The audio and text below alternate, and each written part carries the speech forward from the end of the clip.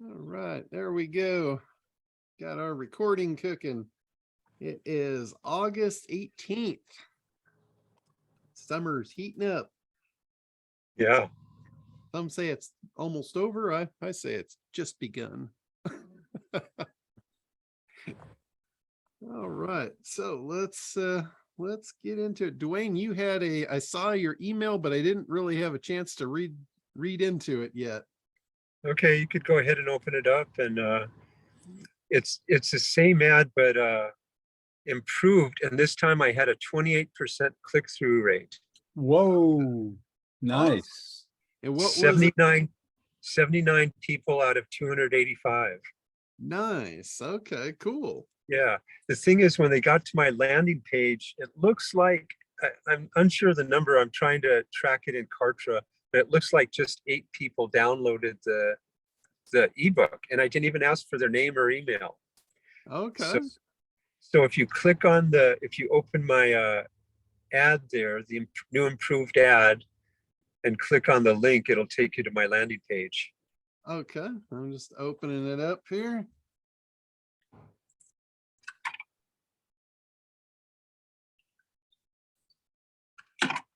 That is awesome. It's really cool. Yeah, really cool when you implement stuff and you get a positive result. yeah, it's like 3 times more click-through than the first version. So those edits really helped. Great. Bring us up to speed. Okay, so yeah, we're looking at my latest Easy Solo Ads ad. I'm running 2,000 a week, $10 a week for 2,000 sends. So it's 285 a day. And on the first day, I had a 28% click-through rate. 79 people out of 285. And then it looks like only 10% or so. There's my landing page. Looks like so much better. Yeah, that is way better. Clean. It's clean. Yep. Yep. And you see the difference, when you clean things up and you take out all the minutia. Yeah. When you're trying to get somebody to take an action, the more you stuff in, the more you just trip yourself up, honestly. Yeah. And somebody made my little book 3D for $5 exactly on Fiverr. Yeah, that's really cool. You can what you might do is reach back out to them and ask them if they can do it in with a transparent background. That way, when you lay it over like a dark blue background like that, you won't have the big white box around it. I see. It's good here because if it were on a blue background, it would disappear. Yeah. But I know what you mean. If I could do a white background or something. Or you could even pick off like one of these green colors in your background here. Yeah. And you could have that box be green, so it all just kind of flowed together. Oh, I see. Yeah. And then that way you've got the blue color, but it would just float inside the green. Nice. I'll play with that later. I didn't know I could change that color. Yeah, I'll play with that. Yeah, anything in Kartra, you can change any background color, or it's totally editable. So why, if like 79 people came to this, why would only 8 click it, download the book? I don't understand. Well, they might have clicked it, but then not entered the information. Or actually, you're not. Oh, they don't even have to enter their email or anything. This is just a freebie. Okay. This is just an absolute, like that idea of give things away, give value, don't ask for anything. I'm not even asking for an email yet. Yeah. Now, are you doing any kind of retargeting on this? So you're no in any way? No capture, I don't think, unless Kartra. Well, see, people don't come here from an email address. You know what I mean? They just click on my ad and come here and download it. They have my contact information at the end of my little ebook. I say, if you want to learn more about what I do, here's my website, and here's my coaching page if you want to learn about my coaching and sign up for a free discovery call. And I'm going to, my next plan is right here, instead of my little picture there, is to have a video where I just talk a little bit about the book. And then I say, well, here's one of the things you need to know to actually implement this. Here's the next problem, right? Here's the next step in this process.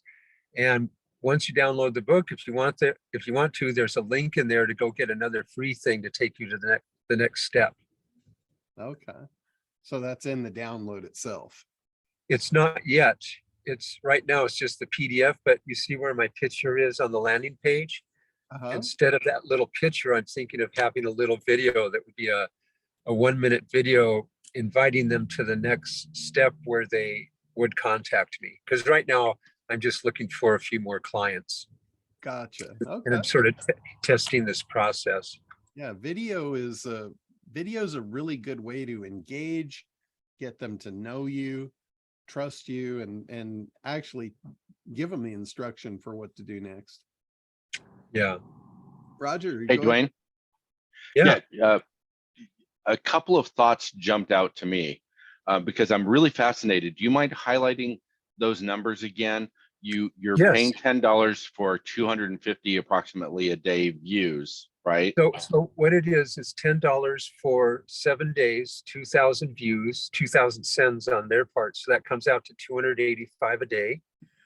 And out of those 285, 79 clicked on it yesterday. So that's a 28% click-through rate. That's And amazing. That's click in the ad to take them to this page. And so then 7 actually click for the report, right? eight downloaded 8. the. So that's where you're losing them. Yes, that's why I think, and I thought this would do it because, like we were saying last time, this has already been sold. They're clicking on it. They apparently want the report, and now here all they have to do is click. So that's why I'm thinking of adding a video so they get to see me and hear me, and Mhm. a little bit more connection, like John said. Couple of quick ideas, and I in no way am saying that I'm right. just food for thought.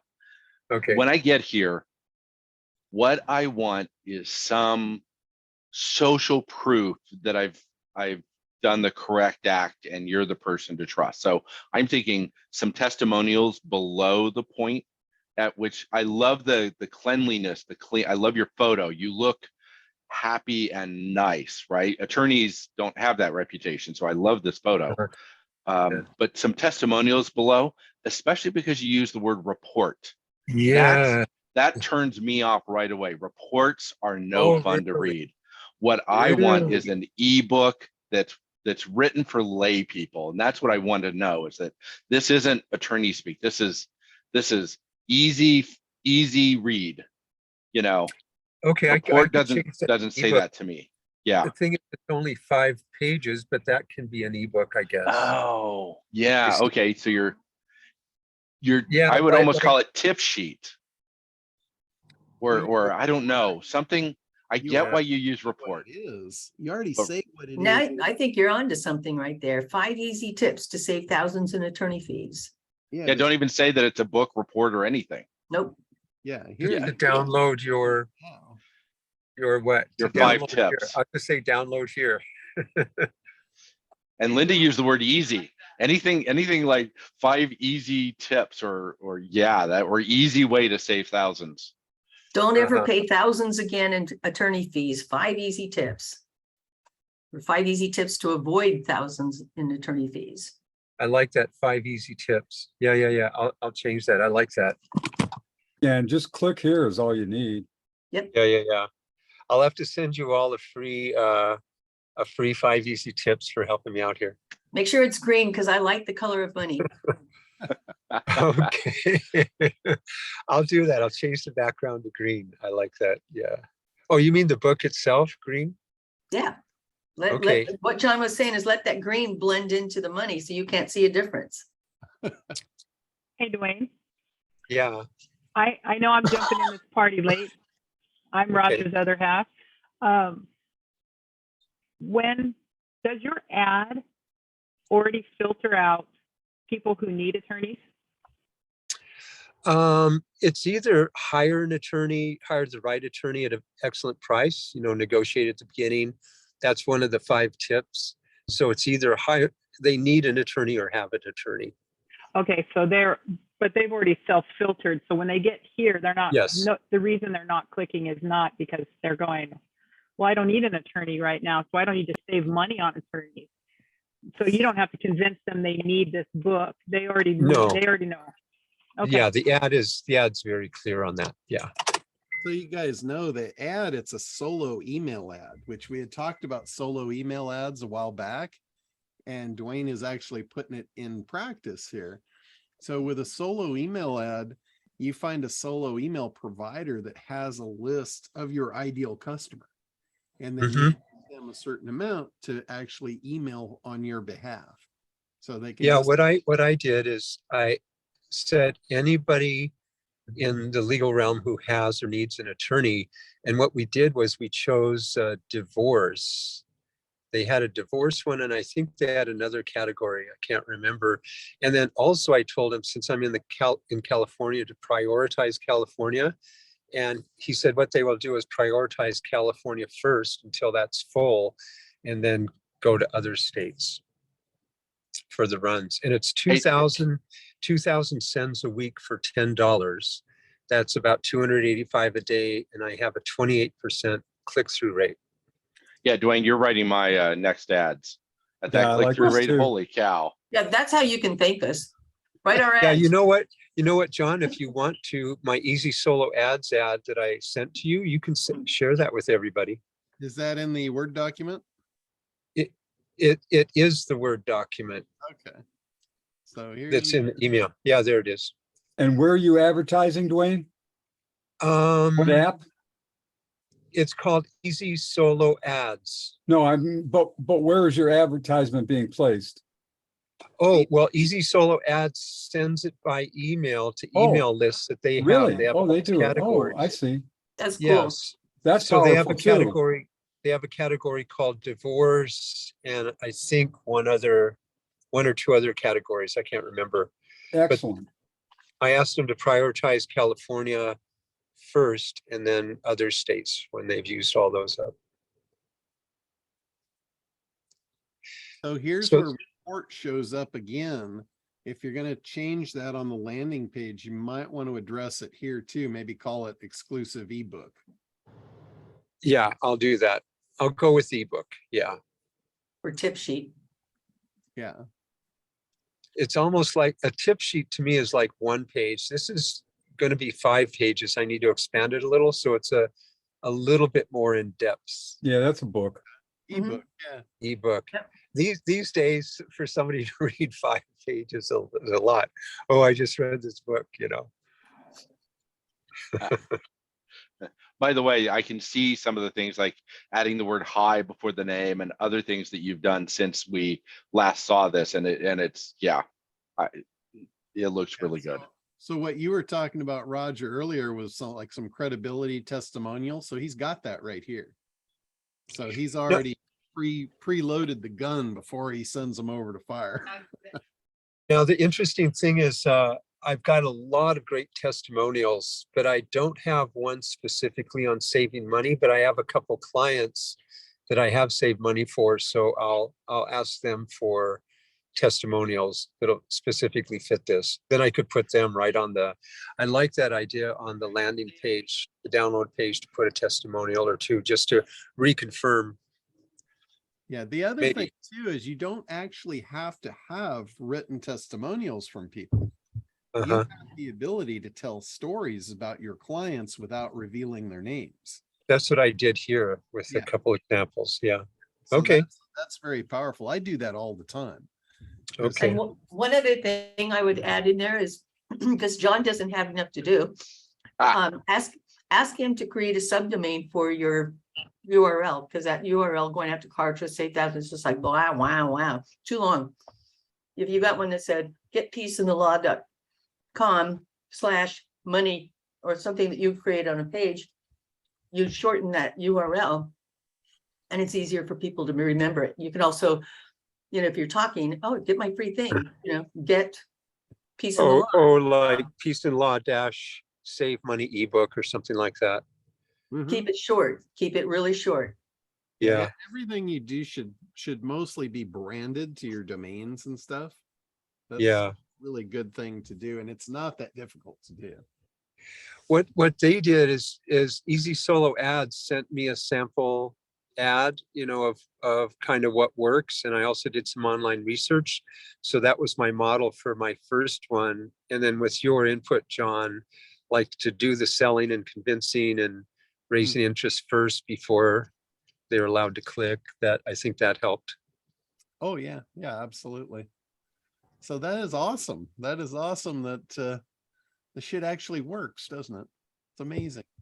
Can you share this? Yeah. Can you share this letter with us? I'd love to see it. Actually, I could just run, let me go to your peaceandlaw.cartra and click there.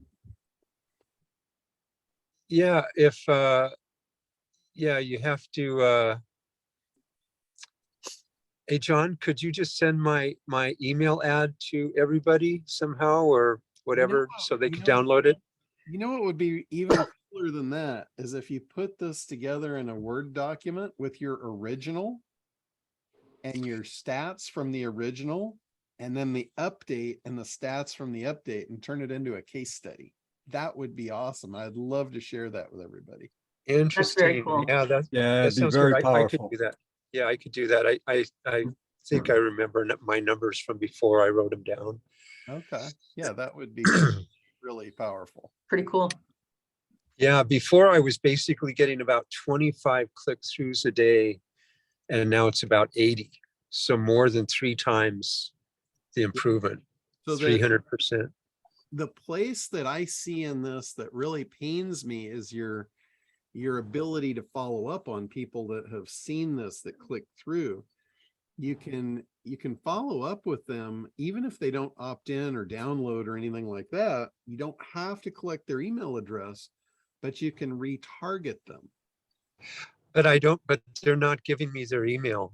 They don't need to. How do I do that? How do I find them? Okay, so the way retargeting works is they visit a web page. Like you got all these people that visit this page, but yet they still didn't download the thing, right? So if you put a retargeting pixel code on that Kartra page, anybody that hits that will get retargeted. So the way it works is it places a cookie on their browser, and then when they go to another website that has the ability to display ads, like let's say they go to an entertainment site or a news site or some site that has commercial advertising on it. Yeah. The ad company that's displaying the ads for that page, they first look to see if there's any retargeting pixels on it. If there are, then they look for the ad and they display that ad first. So And that's just an algorithm, John, that it's doing that on? Exactly. So so would I have to create like a color sort of ad that would be, like a nice ad? Correct. They're typically banners. There's usually about 6 different sizes that they could be in.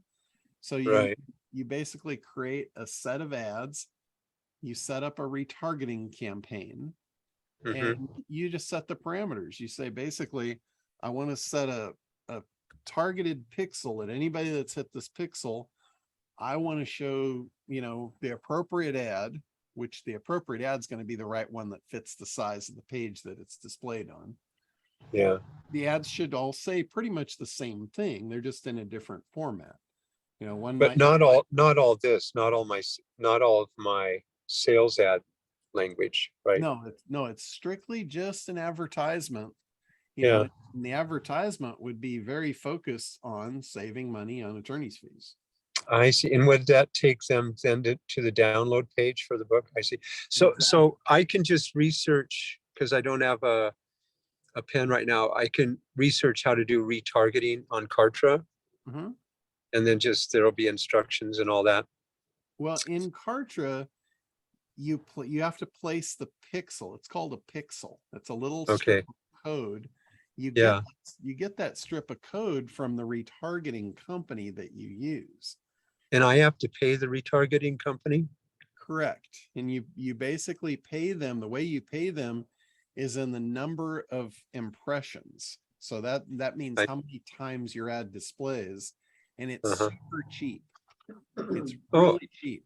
Okay, that sounds good. Even though I'm not selling something here, in a way I'm selling myself. So Exactly. They're getting to see you and know you. So it feels a little weird though, if somebody had already come here but not downloaded the book, and then all of a sudden they're surfing on their computer and my book shows up again. They It had an feels a allergic- little, They It's- had feels a an little allergic weird. reaction, Dwayne, to the word report. Change that word, and I bet your numbers go up. You'll convert even higher. It's not Yeah. weird too for you to show up in front of them, especially if they've expressed an interest. I Somebody, think see. of it this way, somebody's ad is going to show to them every time they go to a page that displays. Maybe I could show them a different ad for my next thing, you know what I You mean? So could. it's still something legal, but it's not the exact same thing they said no to before. You could absolutely do that. In fact, you can reach out with a different ad anytime that you want to. Wow, okay. It's just like creating a mailing list without getting them to opt in. That is amazing. I like that. Yeah. Because then they're hooked. I know they're in the field of having or needing a lawyer, and I just keep hitting them with stuff. Exactly. So that's the part that hurts me most, is to see you not have the ability to reconnect with these people. Well, I don't want you to feel hurt, John. That's the don't want last to be thing. That's the last thing I want. I mean, you're starting to get great results. So this Yeah. is like when you put the pedal to the metal. All right. Accelerate, take the next step. And the next step is Uh-huh. either you have two ways to do this, and it comes with follow-up communications. And anybody that has any kind of a sales process that works, it takes multiple steps of communication typically to get to the sale, to the point of sale. So if you break Yeah, that, right. if you don't have that ability, you're not having the ability to actually finish your sales process. Your sales process shouldn't- that's perfect. your sales process shouldn't be, hey, just buy or die, either download my thing or take a hike. That's not a good sales process. Yeah. So some way Okay. to continue your conversation with them. And it's like Mhm. Frank Kern did this. The reason that Frank Kern is so well known is because the amount of money that he spent on ads to get in front of everybody. Like he spent hundreds of thousands of dollars a year for over a decade on Facebook ads, retargeting ads. He is pretty much omnipresent. If you've ever looked at anything he's ever done, he shows up in front of you. He emails you. And your communication, if you count up the number of times, like if I were to count this up, the number of times that either one of his ads is displayed in front of me on another website, or he's emailed me over the last decade, I'm going to say it's in the hundreds of times. Wow. Yeah. Because you're in that industry. Yeah. And I'm not really his target customer. And I've bought probably somewhere in the neighborhood of $10,000 worth of stuff because of it. I So see. he's Okay, that's perfect. I will. Yeah, I'll do that. That's a whole other area, because now I have them. I have them coming to this page, and I have something totally repeatable, and I can do it. I have a list of 18 things like this that I can do little freebies on. So I can just kind of replicate this, and the retargeting will be great. Yeah. The other thing you might want to test too is just the fact of when they click on that, instead of downloading it directly, you can pop up the window of, where should I email this? And Oh, interesting. watch their email there. You already have numbers too, so this would be very easy to test. If you go from, okay, you got 8 or 9 people that downloaded it freely with no opt-in. If you put the opt-in, I would say if you get, anywhere close to that, that's the way to go. Even if you lose a couple, your ability to follow up with them is a major key in your ultimate success of this. I like that. So I just say, what email should I send this to? Yep. You just pop the box up and say, where should I send it? And, you know, if anybody that really wants it, they've already done the micro commitment to click to get it. They're very likely to go ahead and put an email in. The other thing But then do I have to do the thing from Kartra that says click the GDSR and click to be on my email list, or not? I don't believe you have to do that stuff. That would be nice, because I think that my Since first one, I you- think that turned a lot of people off. It's like, what's a GDSR? And I just, you know, I just want this book. I don't want to be on your list, you know. So I thought Yeah. that was a turnoff. Well, since you're in California, that GDSR thing, that's a European deal. So you could probably just disable that. I would like to. I actually sent a help link to people at Kartra asking if I could disable that. I think I did. Maybe I didn't. I'll see if I can, because that to me was a turnoff. That's why I went to not asking for an email. I just want people to have something from me, you know, and start to learn about me and all that. Yeah, I'm pretty sure it's in the settings in the top right corner where your name is. You click the drop down there.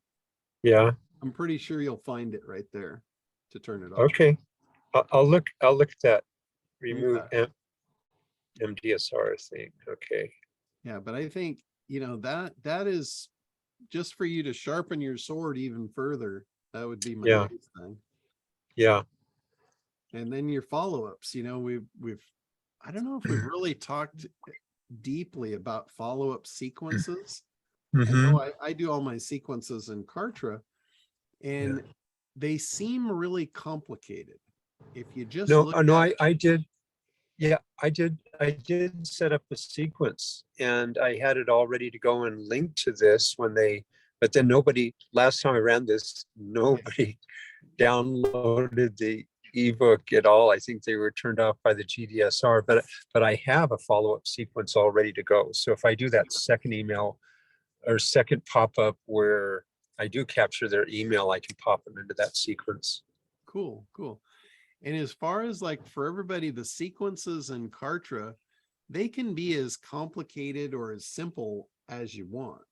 They could simply be just one follow-up sequence that says, thank you, you know, for downloading the free ebook. Here's what to expect. What I always do is I always put a link back to the page of where they get it in case they lose it or something. They'll always have that email to remind them.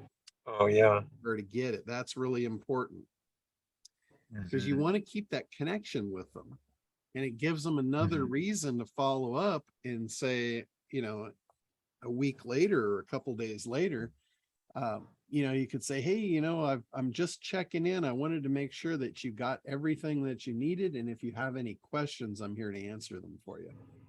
Oh, nice. You know, and then you can give them a way to contact you. You can give them a schedule link that, you know, I offer a free 10-minute, 15-minute consultation. If you've got any questions whatsoever, no strings attached, no commitment, just I'm here to help. Wow. Because most people, if they get to talk to somebody, they can form a relationship in 10 minutes that will turn into a Yeah. So yeah. I'll opens, put like free initial consult or something like that. yeah, it opens up an incredible opportunity to acquire customers by doing it. Yeah. You know, it's like a numbers game. You know, if you don't talk to anybody, you're not going to get any customers. Yeah. In front of them, you can see how numbers can accelerate too. Yeah, and I think once I add a video to the to the download page, you know, they'll get a sense of me, and I think that'll help too. Absolutely. Roger. Yeah. Hey, John. So you've talked about two different ways of engaging and re-engaging with customers after they get to your landing page. The first is capture their email. That's what most people want to do, but it does create a little bit of a barrier, and presumably you'll get a high drop-off rate because they have to do that extra step. Correct. The second way you just mentioned is the way you suggested Dwayne go, which is retargeting. No, they don't have to enter an email. It just uses that pixel and cookie method. Correct. Which do you think is better long-term? Is it better to filter out the people that aren't going to enter their email, but those that do are more motivated, so you want that list? Or is it better to get more people and retarget? So, I could do a split test, right, John? well, you want to do both. The answer is you want to do both. The primary thing is the retargeting, because that's not going to miss. That's going to get you the ability to follow up with them, whether they opt in or not. I really like that. Yeah. So that is job number one, is to get that retargeting placed. Yeah. Okay. That way, regardless of whether they opt in or not, you've got them. You can follow up with them. Now, here's the really cool thing about retargeting is you can put automations in your retargeting. You can say retarget somebody that has clicked on this page, but then let's say they opt in and they download your thing. You could put another retargeting pixel on your thank you page where they get the download. And now you can say, stop placing this ad to anybody that's hit this page. Interesting. So you can really control who sees your ad and for what. And in fact, what I would do when they click the page that they actually get your thing, and you have accomplished your first goal. You got the person in, you got the person, the thing is in their hands, and now your sequence is going to follow up to do the free consult with them. So now what you want is you want that retargeting pixel not to keep advertising that thing. You want that to advertise the next thing. Like you might send them the free consult. So how do I program those retargeting pixels to change like that? It's sounding a little complicated. No, it's How do I really do not. that? It's really not. In the retargeting space, you can really get granular on what you want to have happen. But you can imagine if somebody's downloaded your thing and the next thing you want from them is a free consult, now you can change your ads out and you start hitting them with the free consult. Yeah. So where do I find a retargeting company and then they send me a form and then I have all of these options and automations and stuff? Yes, absolutely. Okay. There's one that I would recommend. It's called AdRoll. AdRoll is like a conglomerate of all of them put together. They give you access to like all the ad networks in one shot. Wow. Okay. If you're doing any kind of Google ads, Google has their own retargeting network built right into it, which is a massive network. They call it display network. So that's in Google Display Network? Yeah, Google Display Ads, Display Network. It's in their ad platform, where you do pay-per-click. They've also got targeting in there. They have a new thing that I have not learned about yet, but this is one of the reasons I'm going to Perry's thing out in Las Vegas in a week or so. They've got an expert in there that is going to tell us all about Google's new Performance Max, which is all of this bundled together in one clean, simple package. And I'm really interested to learn that one, because that sounds like it solves a tremendous amount of problems for a lot of people that want to do that. Wow, and Google is everywhere. Yeah, Google is big. They're awesome. But to give you an idea, like how much it costs for retargeting ads, it might be as cheap as like $10 1,000, like 1,000 ad impressions for 10. I see. Really cheap. Well, that's what I'm getting with Easy Solo ads, is basically 2,000 for $10, but But keep in mind, John's 1,000 are people that have already expressed an interest in the topic That's by having right. clicked in first. Good Yeah, point.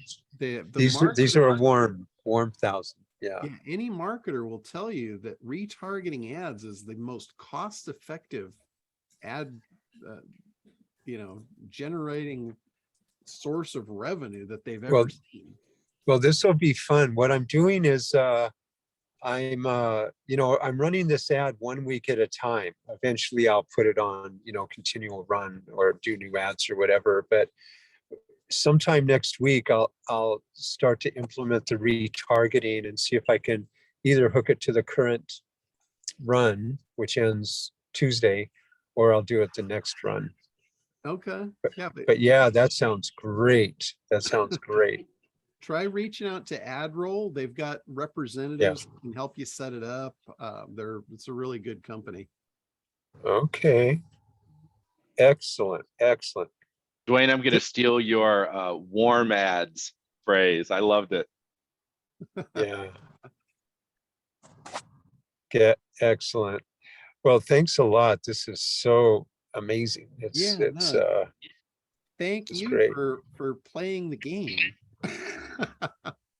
I John? love when people play the game.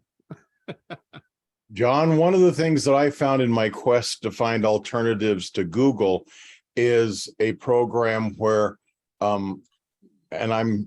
because it's one of the ones I was going to add on later. I don't have all the details at the tip of my tongue here at the moment, but it's a program where I become the retargeting thing that I can supply retargeting to my customers, and it's on an ad platform that Google display ads only has 30% of the number of places to place these ads that Google has. So I mean, it's a bigger display. It casts a wider net, and I think it includes everything that Google has, plus, I guess it's 70%, where that makes it 3 times bigger or whatever.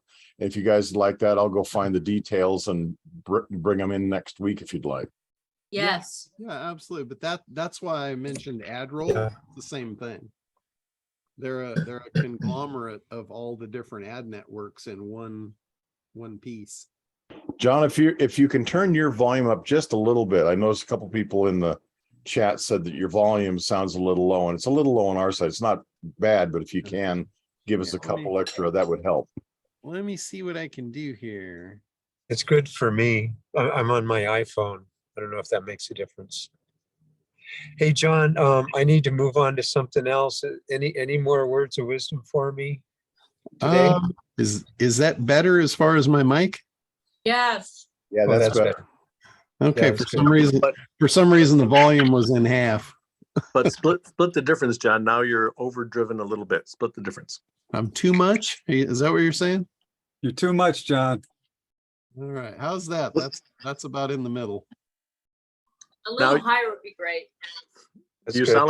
sound like a human being now. Good job.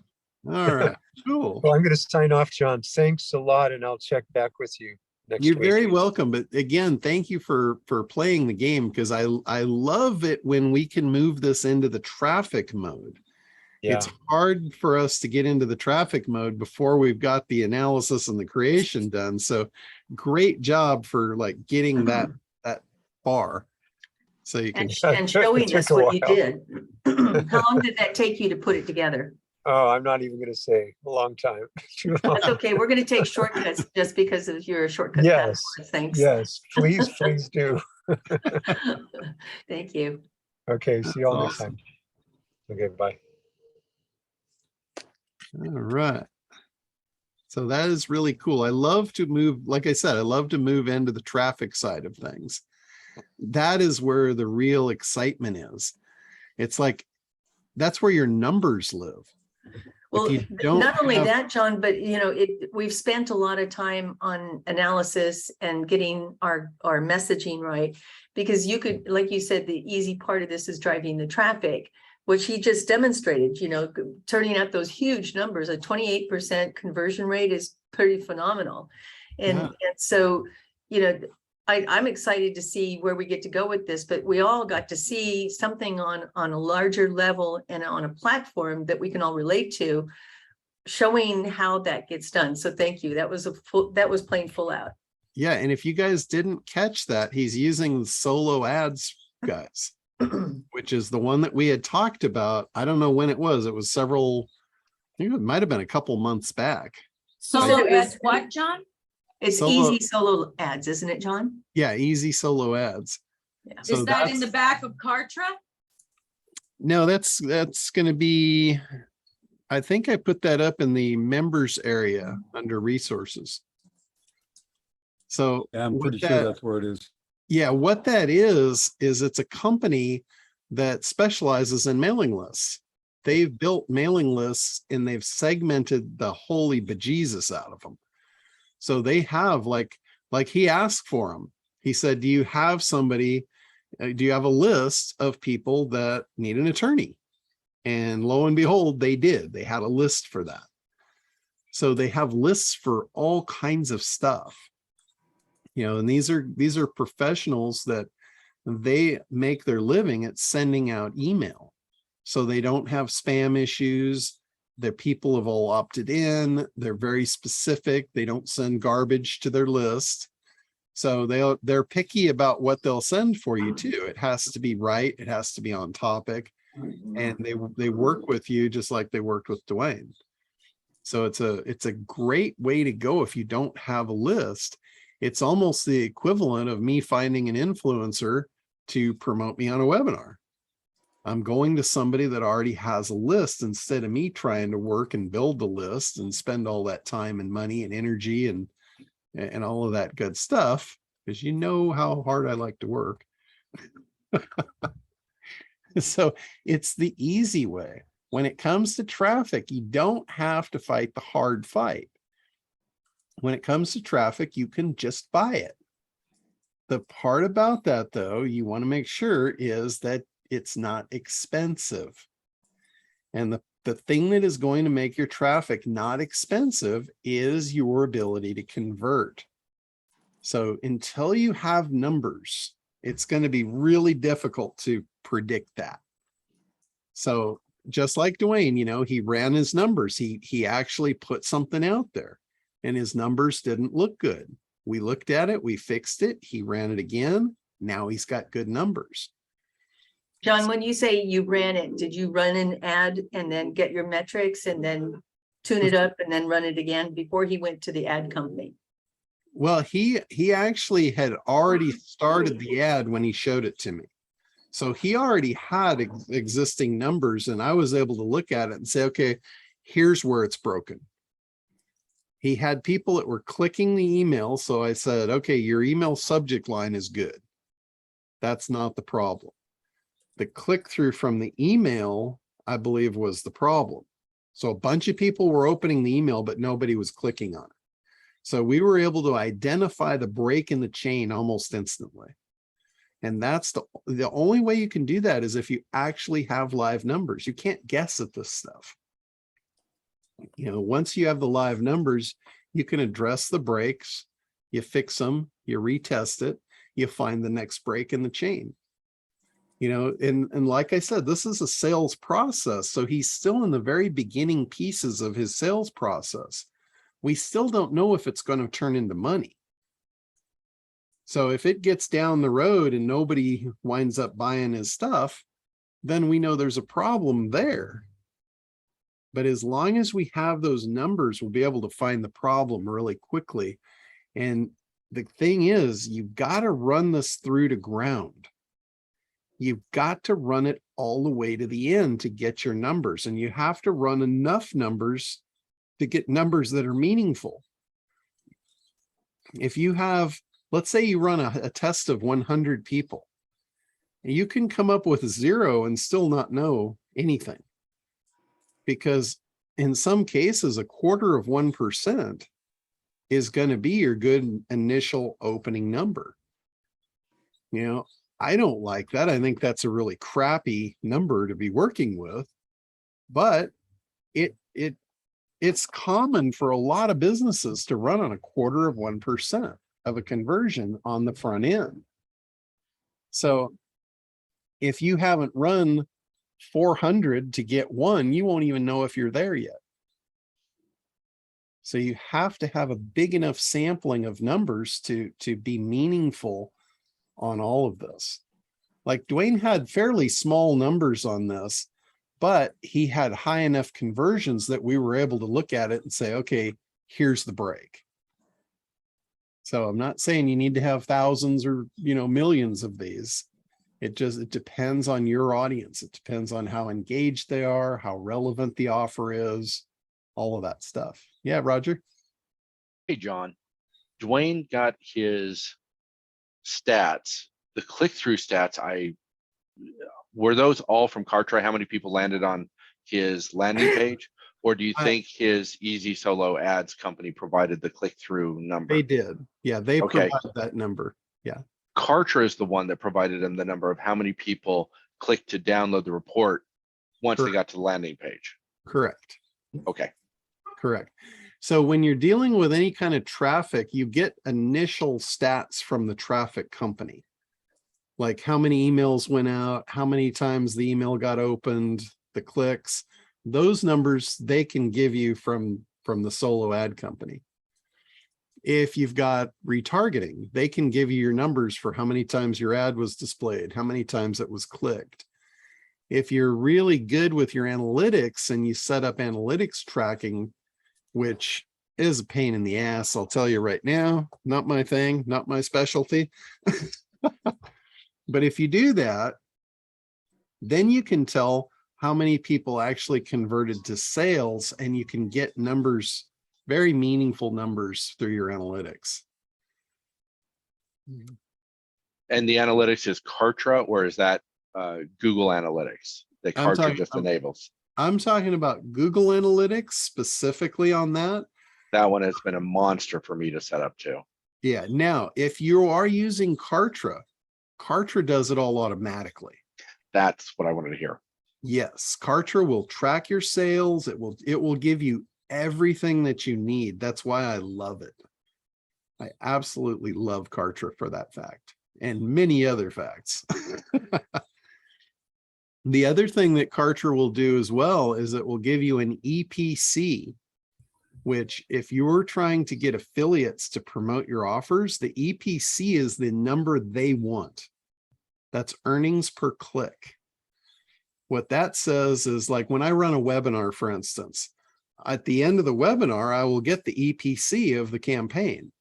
That means that, okay, this person sent X amount of clicks through, and based on that number of clicks, they earned this amount, and it divides it in and it says, okay, they earned $12 per click. So I can take that EPC to my next provider and I can say, how big is your list?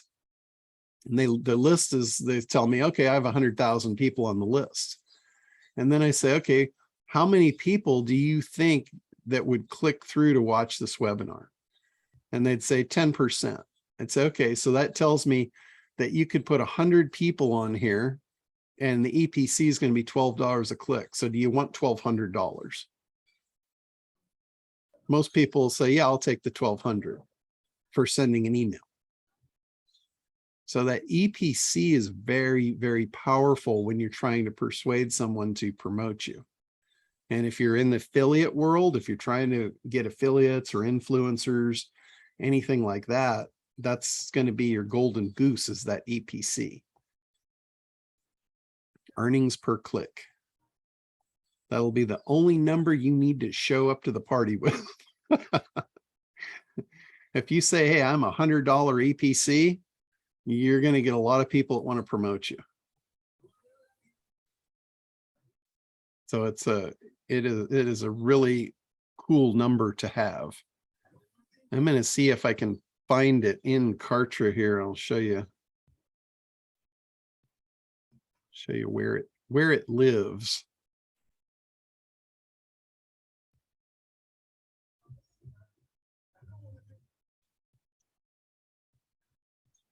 Into my affiliates.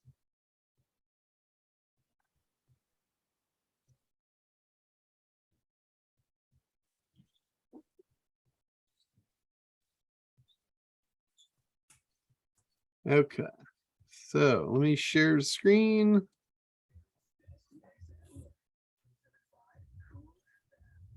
Okay, so I am in Kartra. Let me back this out. I'll show you how I got here. So in my affiliates, I'm just going to take this first affiliate here. I'm going to go to promotions and see over here, it says net EPC. That's net earnings per click. So I'll see he promoted Site Pop. He had 113 people come through, and those are his sales. So over here, $26.40. So he made $26.40 on average per click for his list. So see how the numbers are right there. It calculates it all for you. So back up to the top, it was revenue, commissions, net earnings per click. So it tracks all of that through every affiliate. So if we go back, let's see, like this guy, let's see what he did. $68 a click. So he promoted better. He did a better follow-up, and he made what, over double the amount of earnings per click. So he made $17,000 in commissions, basically for promoting me on an email, putting me on a webinar with his list.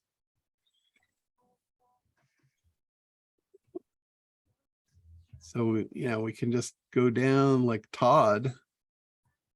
Curious to see how much he's $52.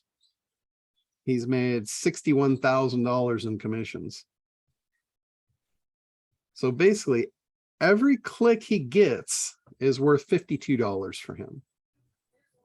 So his list, depending on his list size, could be worth a lot. So EPC is an important factor, and you get that, right through your affiliates in Kartra. So, and the cool part was it cost me nothing in advertising. There was literally no work on my part. I had to write some emails for them to send out, help them, set up the webinar, schedule it, all that. And then I just show up. I literally show up. They introduce me. They do an endorsement. They pass their authority on to me. And then I do my song and dance. That's it. So John, these are affiliates that are basically hosting you doing a webinar to their audience. Correct. And Correct. their earnings derive from the split in the first purchase revenue, first year revenue. It's actually ongoing. Everything I sell, like those are all Site Pop. Basically, I'm selling Site Pop to their audience. So they get a higher cut on the first sale. Like I give basically 3/4 of the front end up to the affiliates. And then on the back end, I give up 50% on the back end. Indefinitely. Indefinitely. So it's very generous, but it's very lucrative too. Very Because motivating to them. every one of those, well, it's very motivating to me too, because every one of those is like, okay, well, if I didn't do this, that's just that much money I wouldn't have. So, it's like, if you get into that scarcity mindset, you say, oh, I don't want to pay these people that much, or they're not worth it. Bullshit, they're not. They're worth every penny. I mean, if you had somebody that's going to drop $10, $20, $30,000 in your wallet in the next year, do you tell me they're not worth it? I don't care how much it costs you to get them to do that. It's a matter of greed will kill the cat every time. Give them whatever it takes to make your life easy. and expand upon it. And the corollary that I'm hearing is they have built up this audience. They agree to host you to do this webinar on SEO. Mhm. And ultimately they will make they just tell their audience, hey, listen to this guy, let you do your thing, and they get their $30,000, their 50%. Yeah, that's it. Okay. I mean, it's a hell of a deal for for everyone. And you can do it with people like that have built audiences and that they're in the business of doing this, right? You don't have to twist their arm. It's like they do this all the time. How many times have you been on somebody's list and they invite you on where they're promoting someone else? This is how they make their money. So it's like an ongoing thing. You either participate in it or you don't. You know, you either miss out or you get on the boat. So, but it's happening all the time. The biggest problem is getting on their calendars because they have these things scheduled out for months in advance. You know, they don't do a whole bunch of them. They might do, you know, 1 a month or 2 a month. So they might already have 4 or 5 in the queue. So you got to get in line. And so the other thing is like the solo ads. That's a company that's doing the same thing. They're building an audience and they're segmenting it. And you can purchase the ability for them to promote you. You don't have to pay them a commission. They're getting paid up front. It's just a different model. In some cases, that could work heavily to your advantage because you only have to pay them once and then you keep all your back end profits. When you're paying for traffic, you do get the advantage of making more off of it typically if you convert. But you're not sharing the wealth. I would prefer to share the wealth. I love that because it wraps me with people that I have done good things for. And if I ever need anything, all I have to do is ask. If I'm paying for ads, I don't have anybody to ask. It's just, you know, you put a nickel in the machine and you get some lemonade out,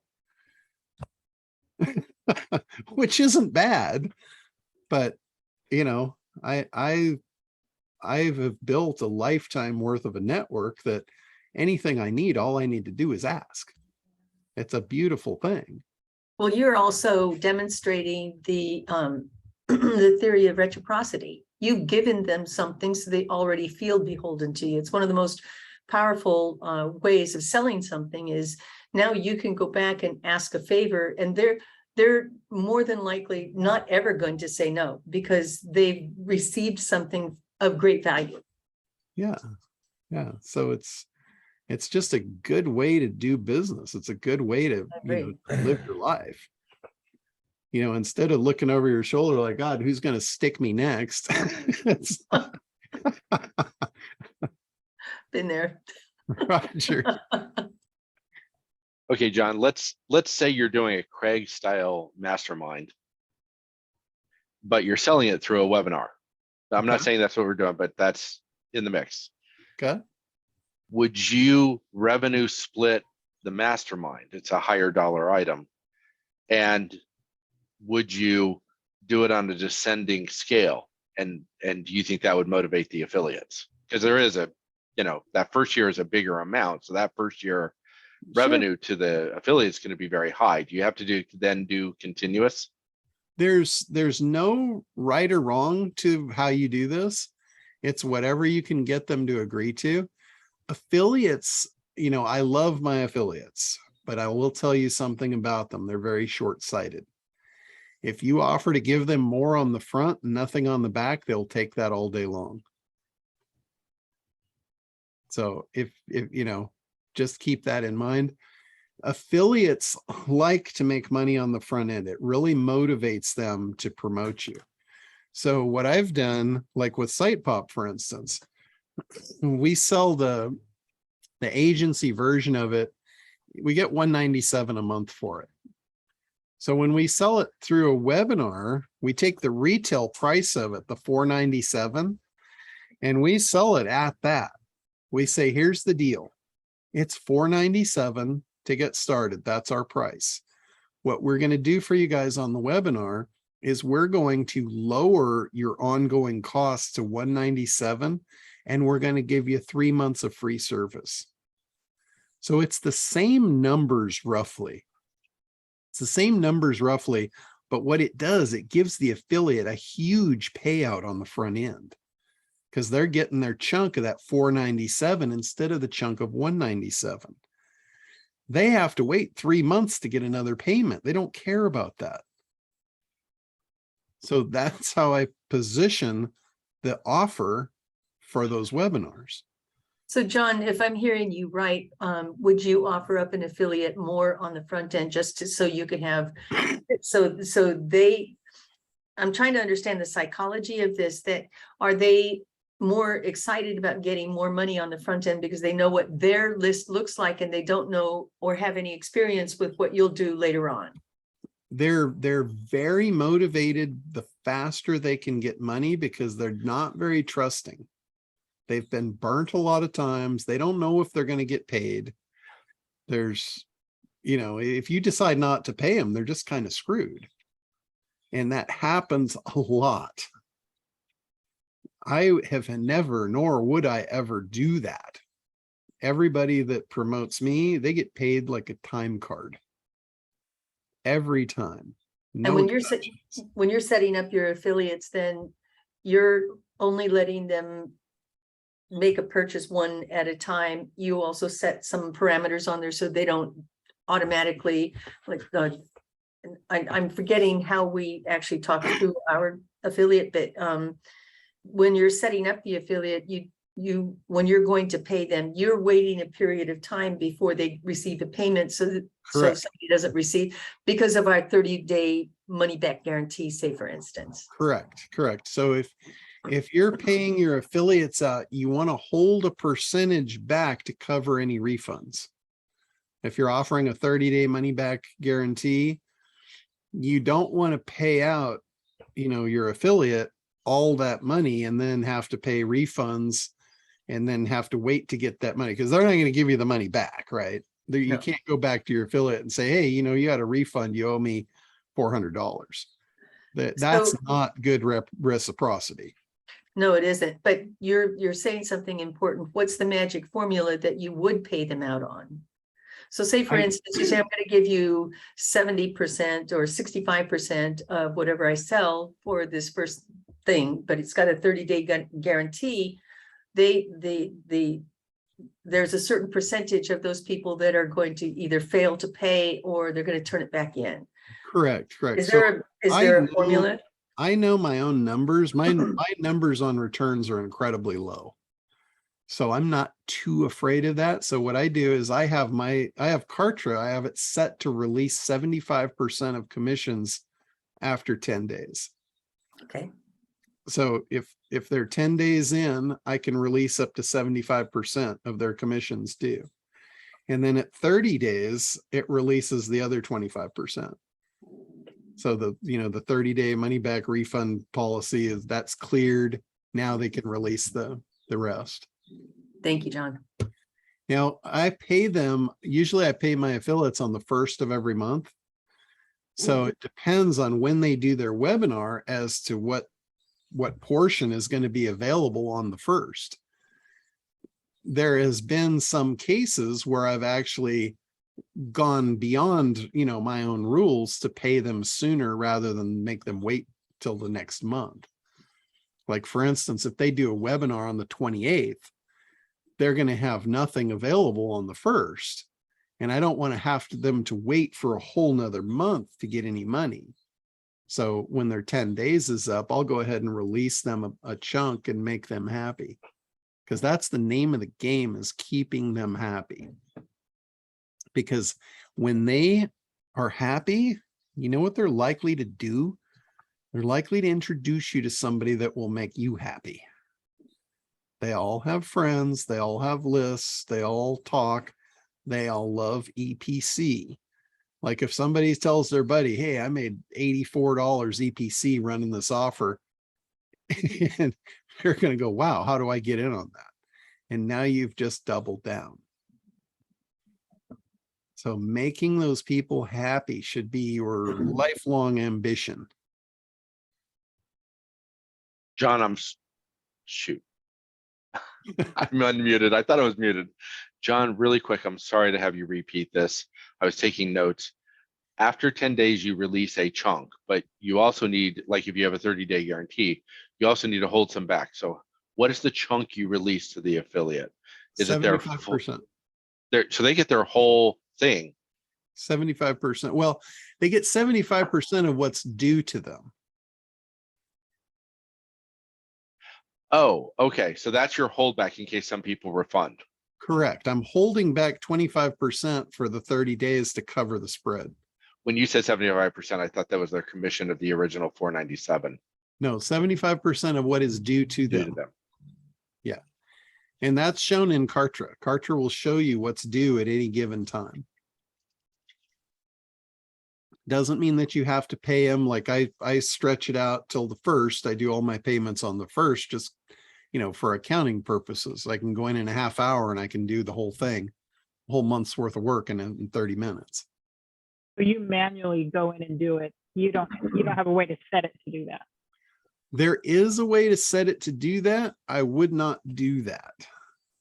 It's, you know, it's done through PayPal, and I have this favorite little saying I've had for a long time: you cannot get the shit back in the horse.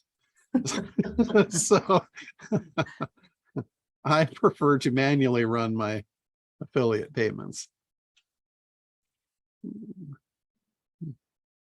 And by manually, does it do you actually issue physical checks? Yes. So Kartra doesn't. Kartra offers PayPal, checks, and wire is the 3 options that they offer through their system. I got screwed badly by PayPal, and I will not use them. So I don't do anything through PayPal at this point. So all of my affiliates, I either send them a physical check or a wire.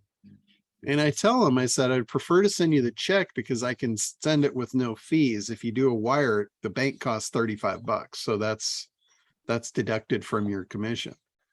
So most of them are on checks. I do the online banking checking. So I have them all set up in my Chase bank account. I can literally at the end of the month, I can just go through, pick the affiliate, hit the amount, pick the affiliate, hit the amount, hit send, done. And you actually you don't use the automatic checks that Kartra does. No, they're not. It's not really automated as far as Kartra. It'll just give the person on the other end the ability to choose check and then put the information in to send them a check. Got it. So I take that information one time, I transfer that into my bank and my bill pay, set them up as a bill pay person. And then every month I just go into bill pay, X amount for each person. So super simple. Very cool. I like simplicity. I like getting a check. Yeah, there you go. Well, you've got a few. You I need did. some more. You need some I more. have to go to my mailbox to get them because they don't come to my house. That's the sucky part. Well, you just put the wrong address in then. Just because I don't want people to know where my home address is. Well, then go get your checks. Stop complaining. Oh, that's too funny. But yeah, it's funny. I have some people that will sit on the checks until the bank won't even cash them anymore. It's like, I'll get this notice from the bank, you know, money's been deposited. And I'm like, for what? And I'll look and it's a return check because they didn't cash the check. And I think it's either 90 or 120 days. So I had to remind my affiliates, I'm like, guys, you need to cash your checks. It's longer. It's like 6 months. But Chase, I think it's, yeah, maybe it is. I don't know. They might have shortened it, but it used to be like you had a year to cash a check, and between 6 months to a year. So it just depends, I guess. Yeah, it might be 180 days. So that'd be That'd be about 6 months. But it's funny when I get those notices. I'm like, really? People don't want money? Do they ask you to reissue? What do you do? Usually they don't. I'll send them an email and say, hey, your check just fell out of play. And, sometimes they're like, oh, can you send me another one? I'm like, sure. Are you going to cash it?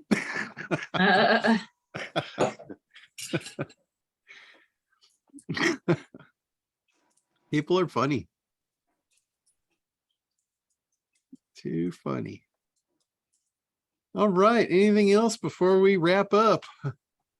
Andy, go ahead. Hey, John. I have some questions about SitePop. Okay. And so I just got a program started, and in the training you were talking about check out SEMrush or SEMrush to find the keywords you're already ranking for. So I signed up for their free version, but I don't see where I can do that or how to do that. Okay, so when you go to semrush.com, up in the top it'll say put a domain in. Yeah, okay, So got that. You enter your domain and then hit enter, and what it's going to do, it's going to show you the keywords that domain ranks for, and we call those traction keywords. Traction. So okay. any keyword that Google already is ranking you for is a traction keyword. Okay. So those keywords are the easiest to push up quickly. So we recommend that you start with those, even if there's other keywords that are more competitive that you actually want. We recommend that you start with those, the traction keywords. Right. And what happens is, as the traction keywords go up, it pulls a lot of other keywords up behind them. And then you can run that report again and say, oh, okay, these keywords now have moved up into the traction category. And now you can start swapping them out for more relevant, more meaningful keywords. Right. Okay. So that's my personal favorite way to use it. Okay. Well, I'll definitely look into that. Now, in the webinars, you showed like reports that said that, they were ranking for 30 different keywords or whatever the numbers were. And is that report in the same place, or how do I get that report? There's a bunch of different keyword reporting tools out there. I believe you can do the same. That report isn't from SEMrush. Okay. That's like from Keyword Ranker. There's a bunch of different keyword ranking tools out there that will give you those kind of reports. Right. What is it? Something assistant. Let me see if I can find it.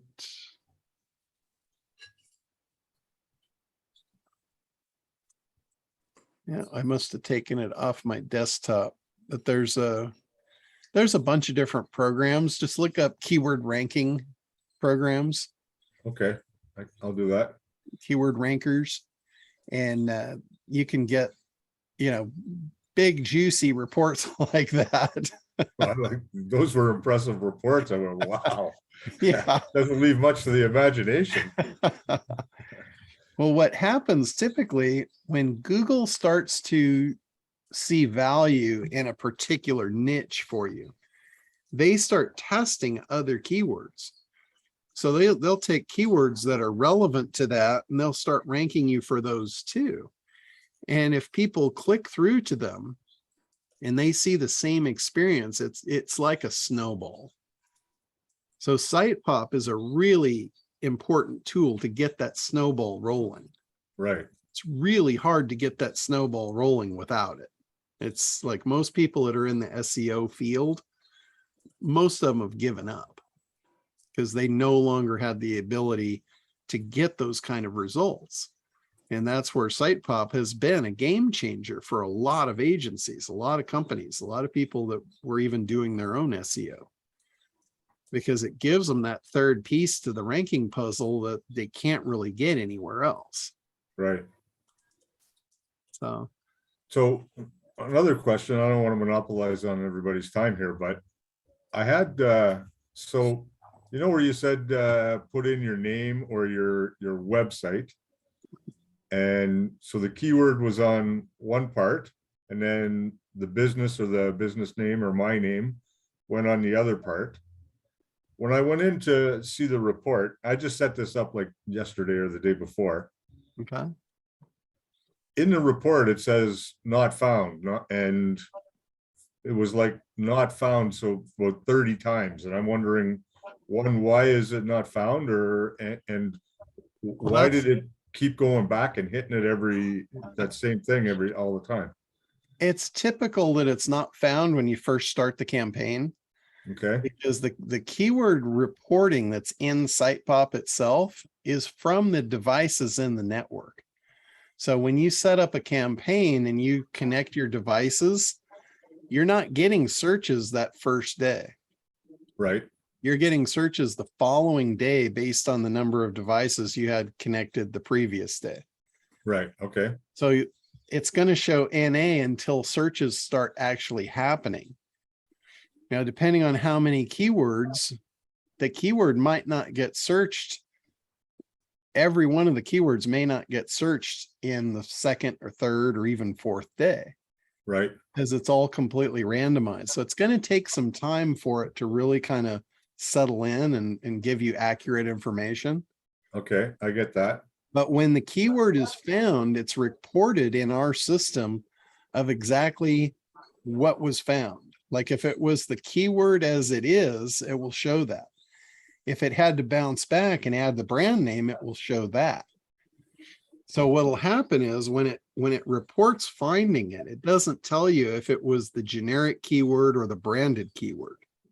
Right, So that's been a big disconnect with a lot of people. They'll say, oh, I see I'm number one, but then when I search it, I'm not number one.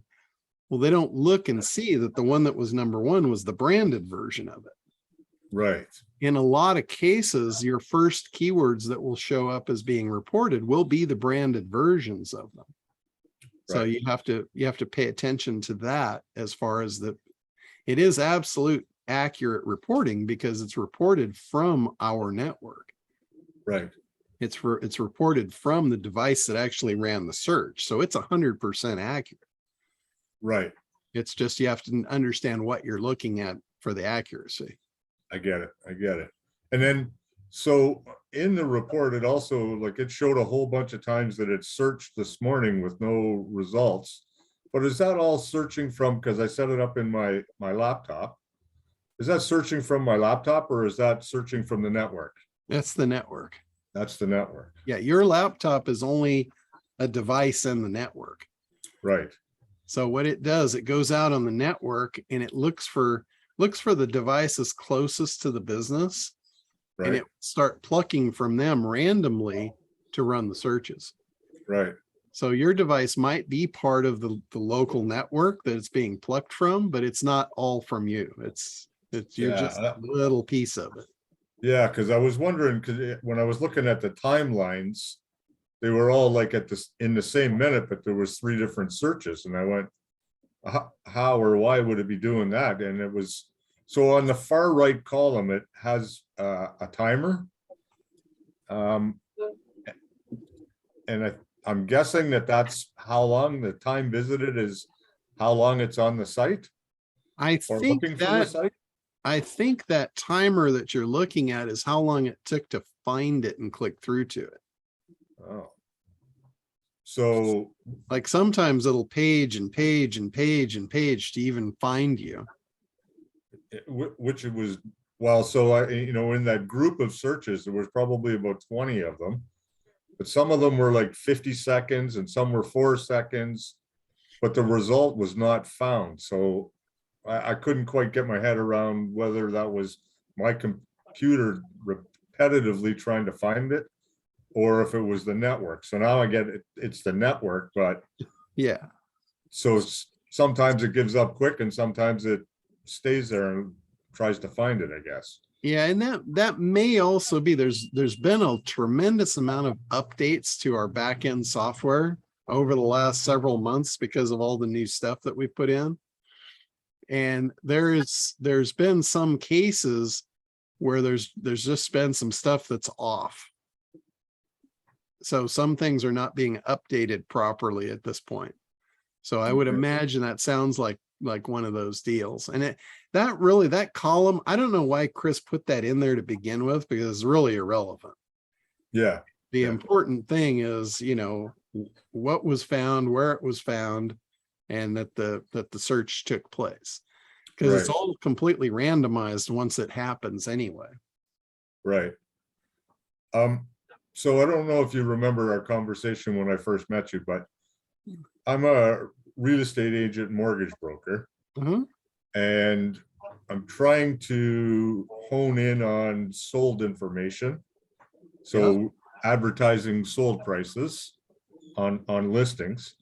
So the only keyword I tried to search for right now is sold information. Okay. So, and I didn't want to put mortgages or real estate or anything, but should I be doing that? Should I add those as keywords, or? If those are the meaningful keywords that people are going to search for you, you absolutely want to work those into the mix. Sometimes if Google hasn't established that your site has that content, sometimes it's hard to get it to shift gears into it, which is kind of the reason why I like to use the traction keywords to reinforce, what they've already thought was accurate, and then slowly change their mind by adding new content to the site. Okay. So when you add new content based around those keywords, and then you start slipping that stuff in with site pop, sending those signals to it, that's how you can change. But you can't change Google quickly.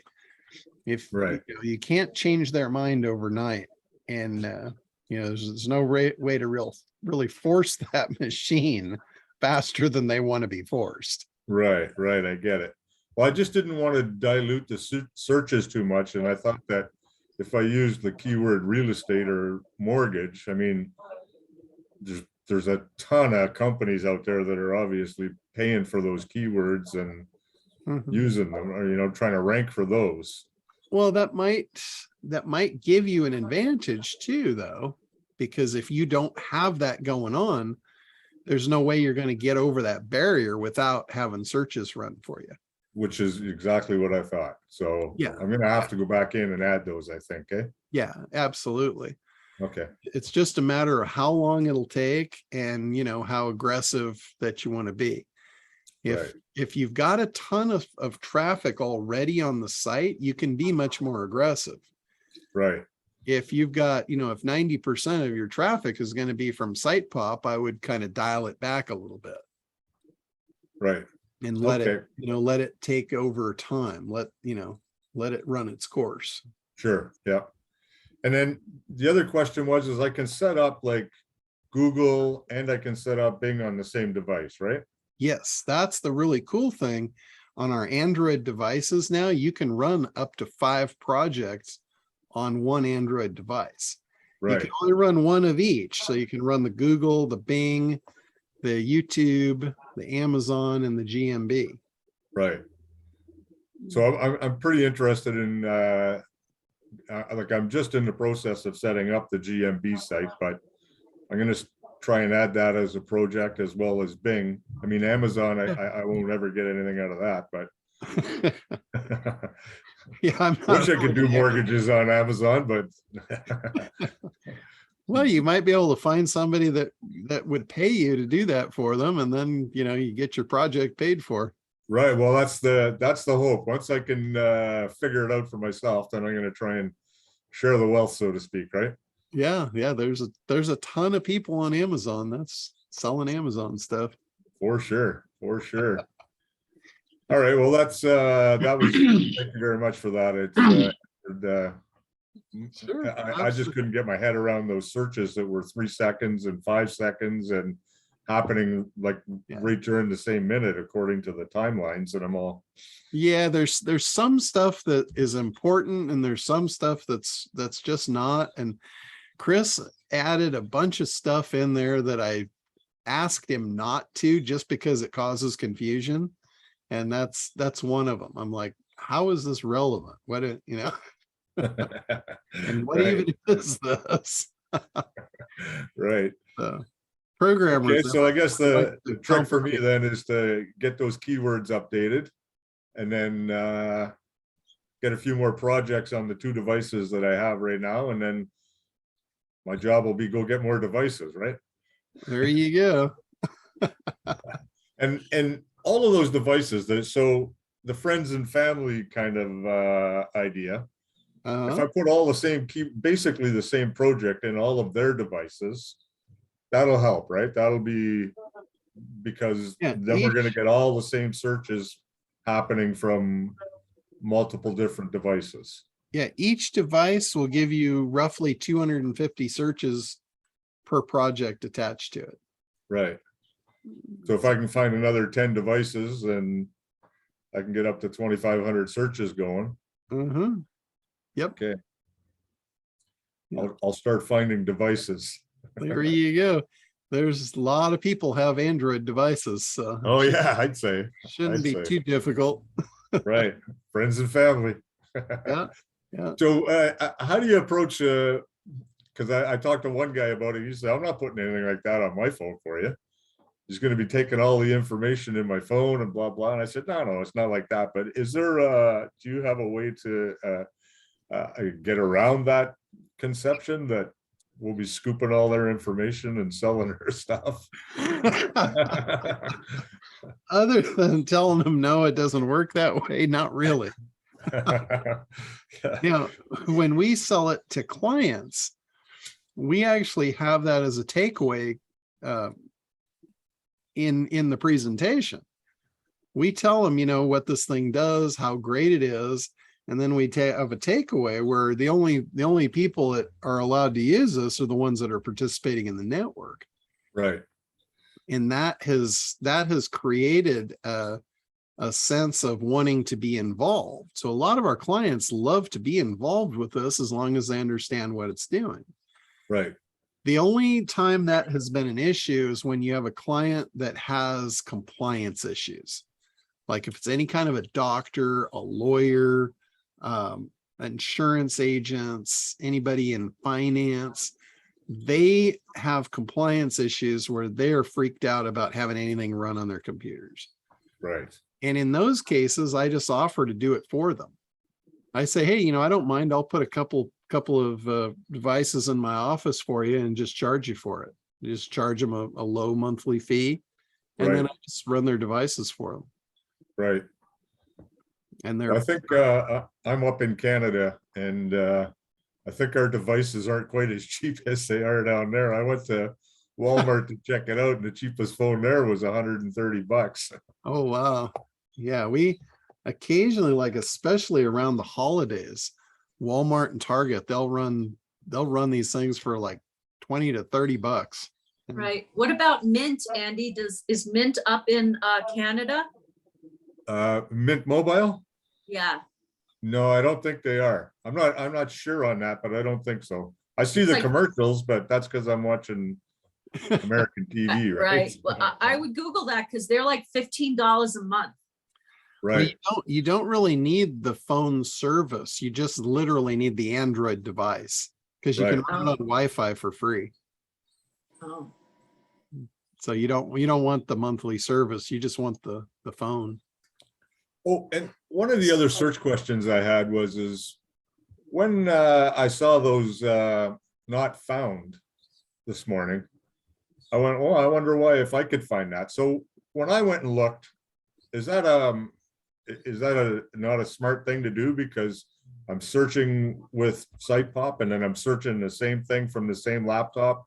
No, there's no problem in that at all.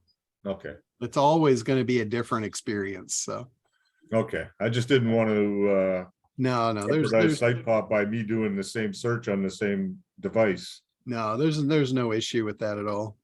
Okay, cool.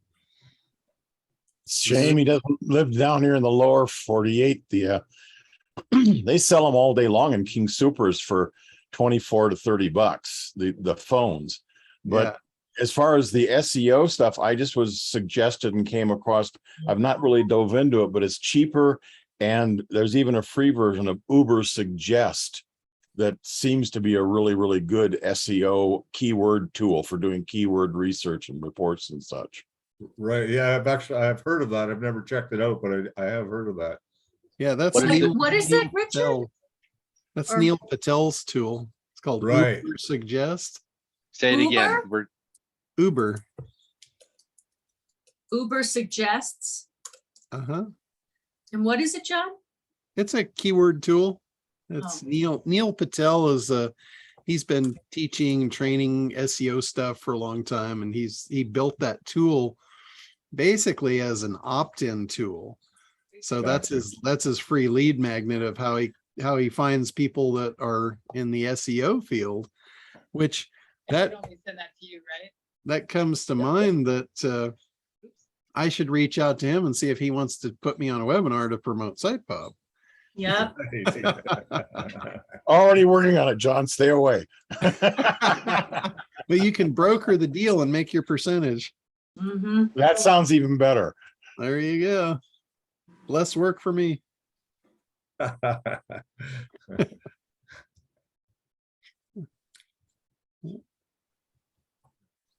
All right. Anything So, else? Yeah, while I have your, Sure. I hate to dominate this call or whatever, but No worries. I'm new, so I've got a million questions. But yeah, I noticed how you were going over the campaign today. Mhm. Is that something we could do with my campaign as well? That I could have Yeah. you look at it, Absolutely. tear it apart, and tell me really what I need to do? Absolutely. That is totally open for these calls for sure. Yes. I would love to do that. Okay. Yeah. Just like when you get something together, shoot me an email before the call so I can kind of look at it, review it, and then we'll bring it up. We'll chew it up one side, down the other, and then you go back and you fix it and you rerun it, and then we do it again. And that was what Wayne was doing today. Was he was bringing his secondary results back, which were pretty awesome. Right. Yeah, Now, so mine I'm not running yet because it's not completed. Okay. And Fine. so I'll complete it and then we'll have a look at it and then I'll try to run it and I'll go Yeah, check out that solo site and see how that works. Yeah, even if you want us to look at it before you run it, that's fine too. Definitely, that's what I want to do. Yeah. Because a lot of times, we can find some definite issues before you run it. You don't have to go through the pain of running it to find the first set. Right. Well, that sounds fantastic. I'll get that ready for next week and I'll get it off to you before the show. Cool. That would be awesome. And I'll see if I can get some more people on my SitePub app going. There you go. That's I think actually it's awesome. Just the fact that one of the other things about that is that I found interesting is in the webinars, you were saying that it would only do like 17 searches or something. Now, that's per device, I guess, right? per device. Yes. Because this morning when I just set it up yesterday, and this morning I looked and it was like 47 searches, and I went, oh wow. Yeah. Sometimes it'll spring load and then it'll go back. It's not meant to do the same thing. Like it's not going to do 17 every day, day in and day out. Right. Everything about it is randomized, just like a real human. Right. Okay. So there's some days it might do 2 or 3, 4 times that much. And then other days, it might not do anything. Okay. Right on. It's all completely randomized throughout, 10,000 different phones in the network. Right. Right. Well, with all the webinars you're doing, you must be getting that 10,000 number ticking up pretty good. Oh yeah. I've been using that number for a long time. I haven't actually calculated it in probably 2 years. So it's probably above that. Well, I can see by your affiliates, they're making a lot of money. So they must be selling a lot of programs. They're kicking it out. Right on. Good. Good. I think it's brilliant, to tell you the truth. I've never seen anything quite like it. I think it's awesome. Yeah, most people don't realize that we've been doing this since about 2010. It's been running flawlessly. We've had to change the programming a few times and add different things as times change, but the basic principle of technology that I came up with in 2010 is still working. Right. Don't see any end to it. Very cool. Well, I'm glad to be a part of it. I'm super excited, actually. Oh, cool. So I just want to touch again on the mortgage broker real estate aspect. Well, as for a keyword, I'll go check out that the keywords again. Okay. But so having real estate and mortgages as keywords, you think is a good thing, right? I thought that I would just get into such a deep pool with everybody that they'd never find me. Well, there's so many different variations of the keywords. What you want to do is you want to find the most relevant variations of the keywords to what your person is going to search for that you want to put on the site. Right. So don't use generic keywords. Like I wouldn't use mortgage generically at all. Right. I would use that in conjunction with a long tail phrase that's highly meaningful to who you're looking for or what they're looking for. Right. So like best rates for mortgages or something like that, or I mean, you might say be even more specific, like best Canadian rates for mortgages, or get down to the city. Get down. Okay, yeah, that's exactly what I wanted to do, was get it zoned in on the city, but yeah, so that's a good thing, putting the city in it. Absolutely. Ah, okay, that's good. That's really good to know. I didn't know that. Yeah, the more specific you are, the more likely you are to rank, especially when you have content specifically for that keyword on your site. Okay, right. So like when you come up with your keyword list, you want to make a list of pages on your website that matches that. Okay. And then one of the things that I do as well to make sure that the content on those pages is really relevant is go to Google itself and run the keyword and scroll to the bottom, and it will say relevant terms. Right. Make sure those relevant terms are in the content of that page. Ah, okay. That will tell Google that this page is highly relevant to the topic. So that's a really good trick to like get into the mind of Google of what they're looking for as far as content. Right. So, and then I would go back to the pages on the site and match that relevant content, make sure that those are in the pages where my keywords that I'm trying to rank for are. Yeah, so you make your keyword list, you create a page for each one of those keywords, and then you go to Google with each one of the keywords, scroll to the bottom, take all the relevant terms and make sure that they're in the content of that page. Okay. Brilliant. Makes total sense. That's kind of your, your game plan for how to create good content that Google's going to pay attention to. Right. Highly relevant. Right. Also, make sure it's highly relevant to your user too, though. Make sure that they're going to consume it. And it's not just gobbledygook. You're not just stuffing the keywords in there for the sake of stuffing the keywords in there. Right. Create good, engaging content that they're gonna interact with. Right. And then so when we're talking about pages, are we talking about like a landing page within the site that, or because I've got all kinds of pages in there, but it's like a generic template kind of website is what it is. That's okay. Like you might have a section like a blog section. It could just be a blog. You could make these in blog pages. Okay, good. Yeah, That's perfect. Perfectly fine. The one thing that will help them though is if you link to these pages from other pages. Like let's say you have your 10 main keywords and you have those 10 blog pages. Yeah. On your home page, if you write some little blurb content about each one of those 10 pages and link to that page, Yeah. That's golden. Okay. Because that's telling the search engine when it hits the site, hey, this stuff's important. This is specifically referenced. Oh, okay. I just heard an interesting thing also, John, that if you got a page that's got some traction but not moving the way you might like it to, you can go to Google, do a search, and you remember those position 0 you were talking about where they have the drop down question stuff. You can find some of those types of information, and then at the bottom of your page put 2 or 3 frequently asked questions that respond directly to those things, and that will, I've heard that's supposedly really effective. Yeah. Anything that ties in the relevance to what Google is thinking is going to help. Absolutely. So and SEM Rush will give you the Q&A stuff as well. It has a Q&A section in there.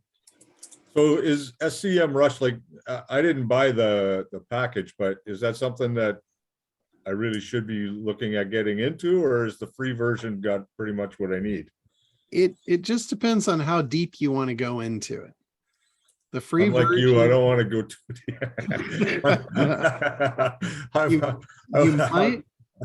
you might want to get it for a month or two, right? To do all your heavy lifting, and then you can go back to the free version. Right. But a lot of the stuff that, like the Q&A stuff, I don't think that's going to be in the free version. I don't know if I'm not really sure what's in the free version at this point. I think they've stripped it back pretty hard. There's only one you can only have one project, John. You can use everything, but you can only do one project at a time. So okay, so it might work for you then. Right. Just play around with it, see if it's got restrictions that you need to get over, then just pay for it for a month or two and right. Yeah, good plan. And then kill it. They sure piqued my interest with offering me to be able to look at my competitor sites and get all their information. I went, what? I like that.